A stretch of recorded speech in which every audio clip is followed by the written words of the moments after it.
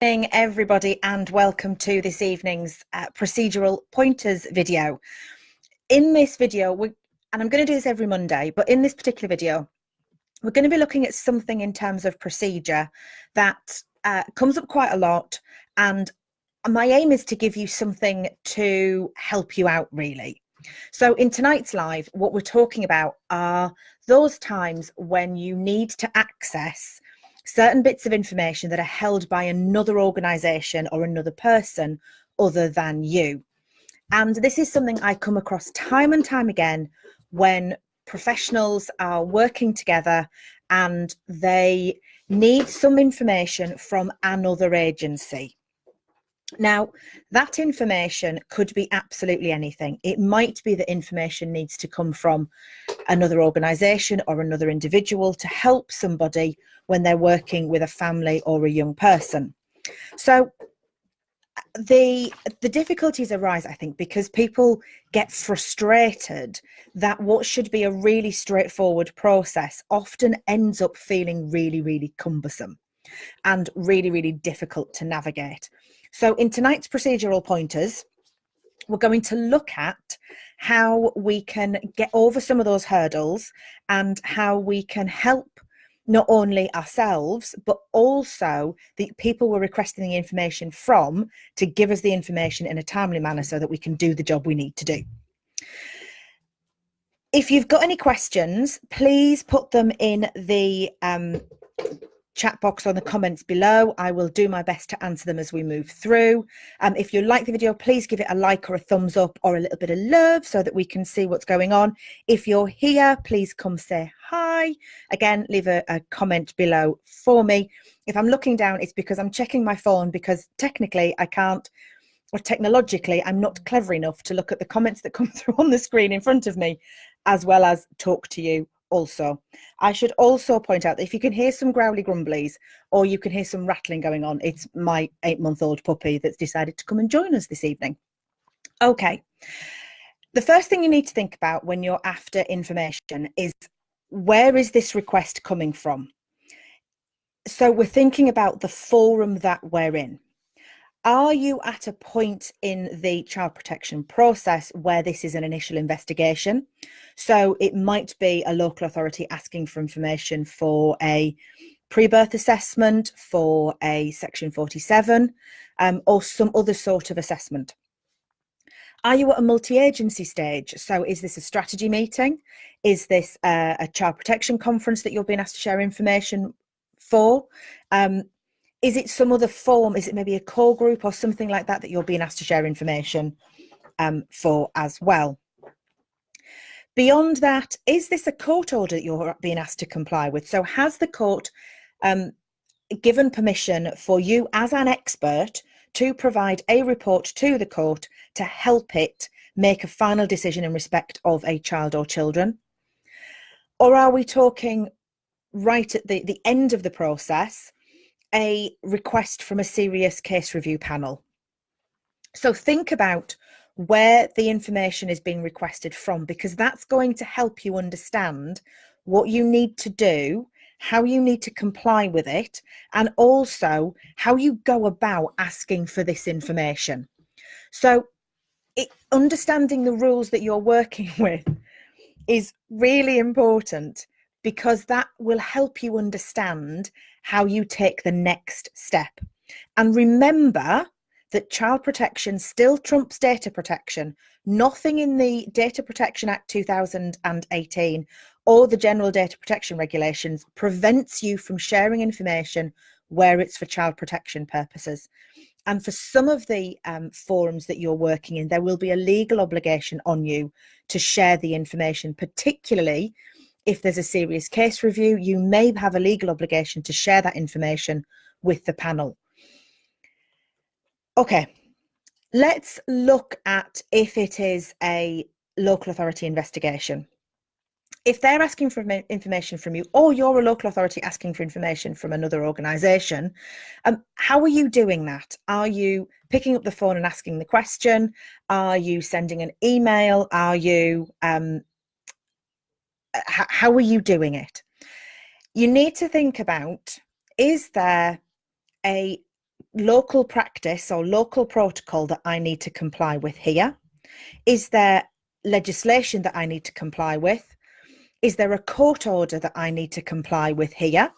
Or is there some other obligation I have other than a moral or ethical duty and a child protection duty in order to comply with this request? And if I'm complying with it, what information do I need to send in order to comply with it? So think about who you are asking. Are you sending a general request to an email? Do you have a named person on email that you can request the information from? This is particularly important if you are trying to get information from a big organization, because otherwise, if you don't have a named person, the chances are you are simply going to have an email that gets lost in a system somewhere. So if you can find out the name of the person that you're asking the information from, if there's a court order asking you for the information or obliging you to provide the information, then within the request for the information should be information about who to contact and who to share the information with. If you are trying to find information for your own purposes, so maybe you're an expert for the court, or you've been asked to provide an independent report by a local authority or health, and you need information from another organisation, then who are you asking that information from? The best way to deal with that is to find a name of somebody that you can talk to, whether it is a manager, whether it is the named social worker or health visitor or somebody like that. Who are you requesting the information from?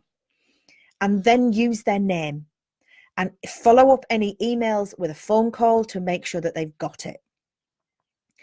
And think about how you're requesting it. Are you requesting the information by way of a phone call? Are you requesting it by way of, and I have seen this happen, a text message or a inter-organizational message that you can send? Are you sending an email? Or are you sending a letter? A letter is by far the most formal way to request something. It's still, because it's so rare these days, it does make the receiver sit up and think, oh, maybe I need to comply with this. But if you're sending a letter, how are you sending the letter? Are you sending it recorded? Are you sending it first class? And who are you sending it to? And then think about, have you put any timescales into that request? Have you asked for it by such and such a date? If your report has to be filed by, say, the 5th of June, is getting the information on the 3rd of June actually going to be any help to you at all? Or do you need to be asking for the information much sooner than that? If you're asking for the information much sooner, then how are you communicating that? And are you following that up in order to make sure that's happening?